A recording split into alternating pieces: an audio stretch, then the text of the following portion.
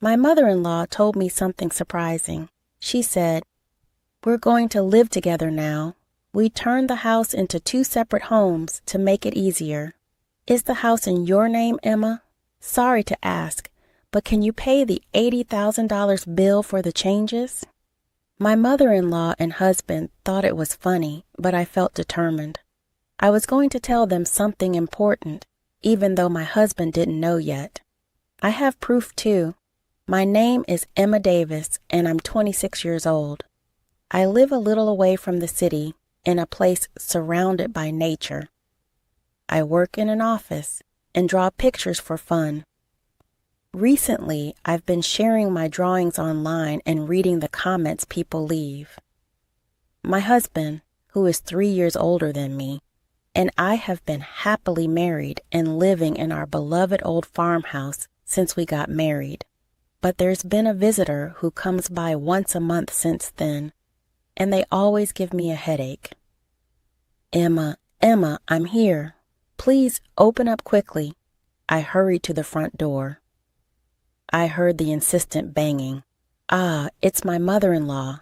I'll open it right away," I said, even though there's a doorbell right next to the door.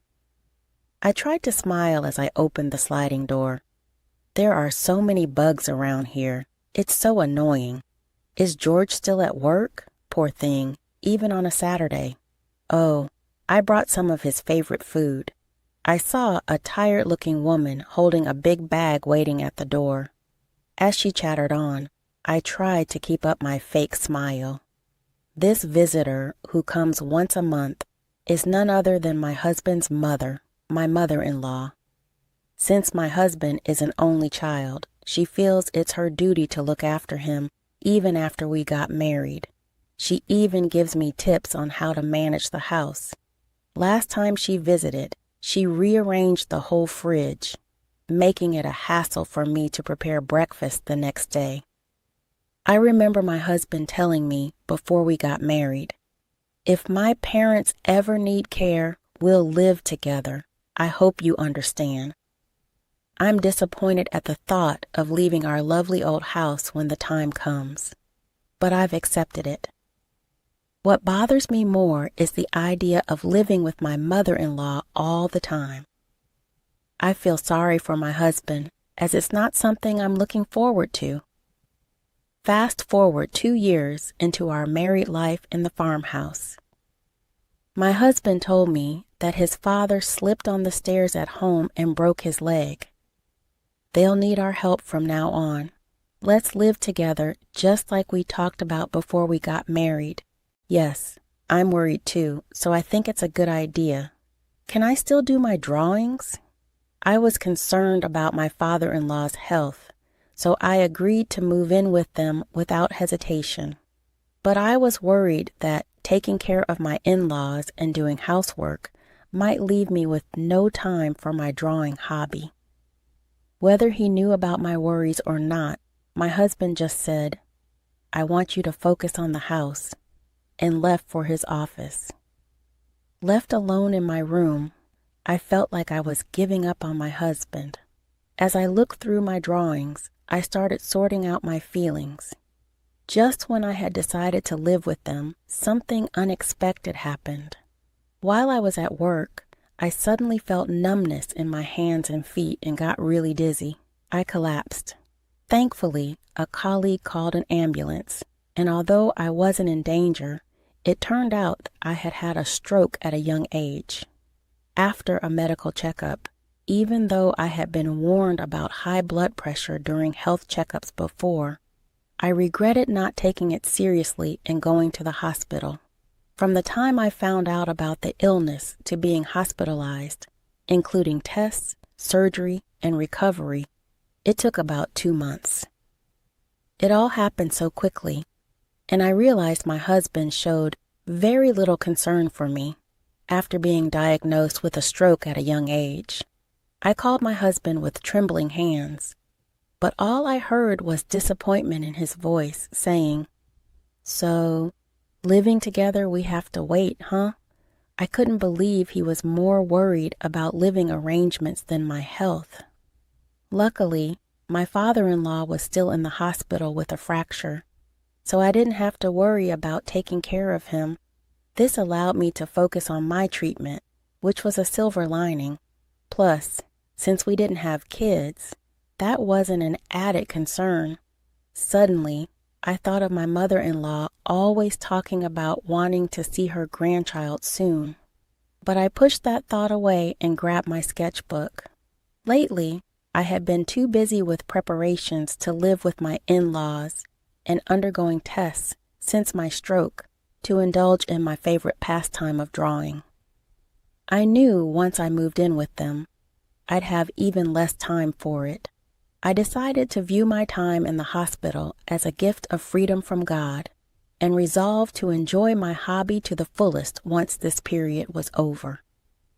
I promised myself to give my best to my husband and in-laws, whether it was doing chores or anything else. The 2-month hospital stay flew by, and finally, it was time to leave. My husband casually asked if he should pick me up, but I wanted some time alone, so I declined.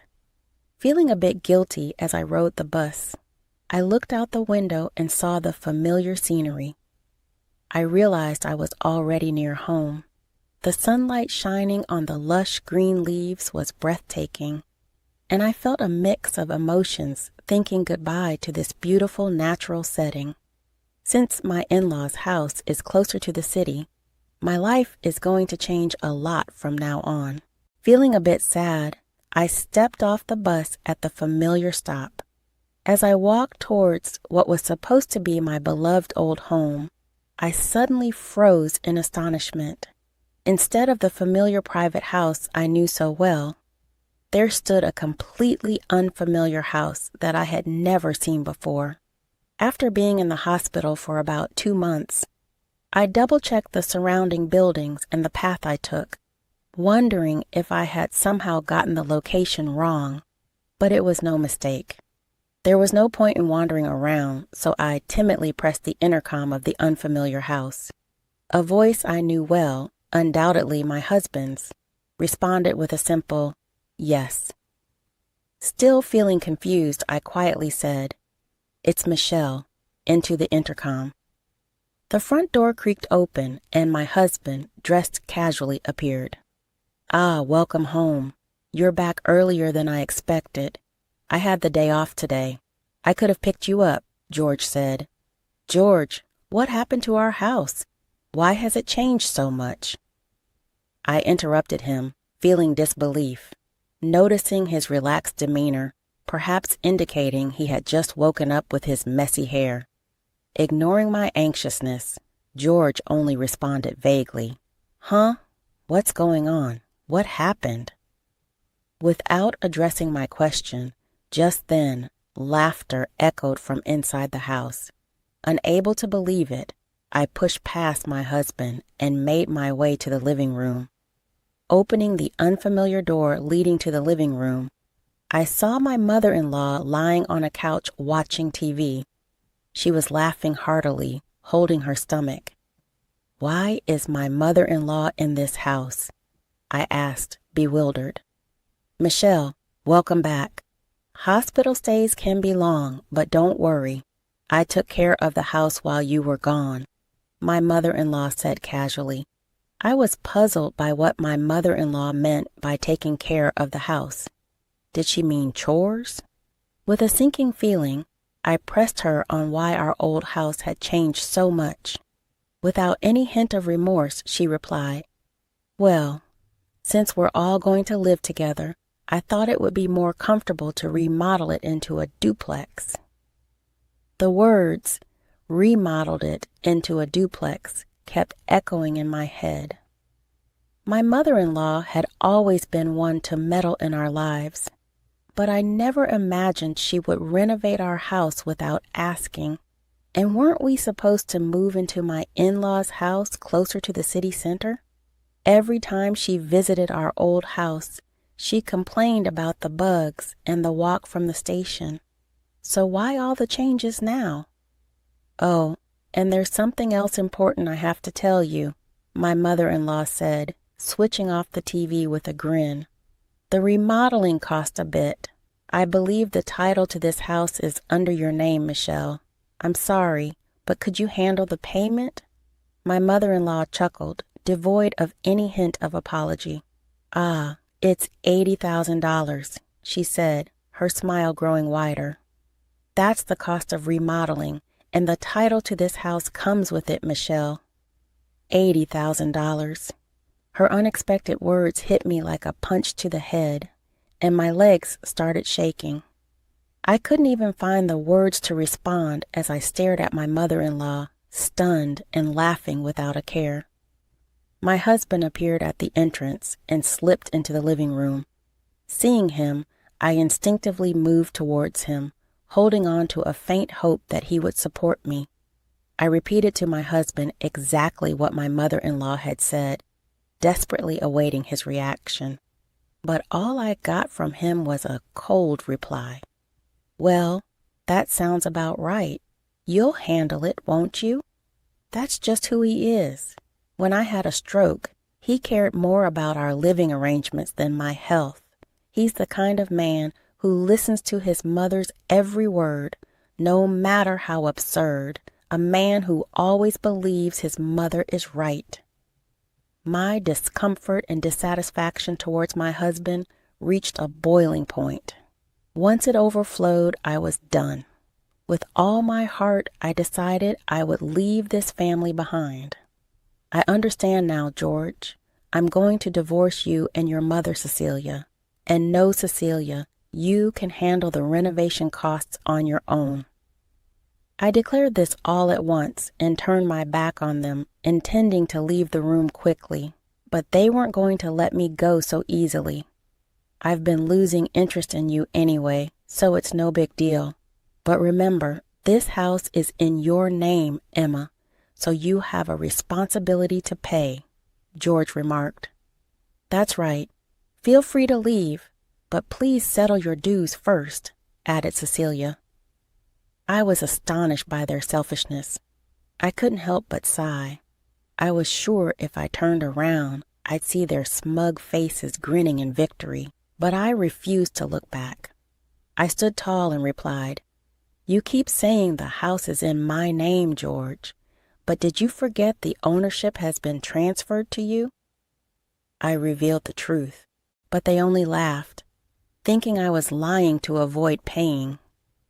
That's when I brought up how George had asked me to change the property's ownership when we got married, as he didn't want the house to be in his wife's name for appearance's sake. Since I didn't particularly care about the property title, I had immediately transferred it to his name. Upon hearing this, their laughter abruptly stopped, and I could feel their panic gradually setting in. I don't recall saying such a thing. There's no proof anyway, George retorted. Anticipating this response, I turned back to face them, walked past them, and opened a drawer from our old house. Let's see, it should be somewhere around, here it is. This is the proof, I said, taking out a document that listed the property and house ownership and showed it to them. When I pointed to the part that showed the ownership was in George's name, his face went pale. That's fraud. I never thought you'd actually do it, and I definitely can't pay such a huge sum of $80,000, George exclaimed. I was disgusted by my husband's reaction. He started yelling as soon as he realized the payment obligation was on him. Since a decent conversation seemed impossible, I decided to communicate through lawyers. Cecilia, your son seems to be in quite a pickle, so please take good care of him, I stated calmly. Beside my loud husband, I smiled at my mother-in-law, who stood dazed, and finally turned my back on them, leaving their home for good. After that, my husband called several times, but I chose to ignore him entirely, opting instead to communicate formally through a lawyer. Given our strained relationship and the issues with my mother-in-law, the divorce was settled without any problems. Regarding my husband's accusation that changing the property's ownership was fraud, it was determined that it was a mutual decision made when we got married 2 years ago. My lawyer reassured me with a smile that this was neither fraud nor anything illegal. With that, all the uncertainty inside me disappeared completely. It turned out that I was supposed to foot the bill for renovating the house as soon as I got discharged from the hospital. I couldn't help but appreciate the well-executed, spiteful move of pushing me into a difficult situation just after I had undergone surgery and rehabilitation, and finally got discharged due to illness. In the end, since the house was in my husband's name, it was his responsibility to pay the hefty renovation costs, and he ended up cornering himself. Moreover, I was able to secure alimony after the divorce was finalized. My husband, faced with a claim for an amount he couldn't possibly pay off, either borrowed money from risky sources or didn't pay at all. While I was in the midst of the legal battle with my husband and mother-in-law, I received an apology from my father-in-law, Bob, who had been hospitalized with a broken leg, saying, "I'm sorry for my wife and son's behavior." Of course, it didn't seem that Bob was directly involved in this matter, but it couldn't be denied that for 2 years after our marriage, he had turned a blind eye to his wife and indifferent son. After briefly replying to Bob's message, I made the decision to cut all ties with my old family and start afresh. Since then, my health has been gradually improving, and I was able to return to work. When I was married, I used to draw illustrations, but I always felt restricted by my husband's presence. Now, I can immerse myself in drawing whenever and however I want. Initially, drawing was just a hobby, but now I receive job offers through the social networking site where I post my illustrations. I spend more time drawing for work than for pleasure these days. My current dream is to buy an old farmhouse in a somewhat rural town, using the alimony from my husband and my savings, and to open an art studio there. Today, I'm taking the first step towards realizing that dream by heading to see an old farmhouse. As I gaze out at the scenery from the bus, I can't help but think back to the day I left the hospital, the day that changed my life forever.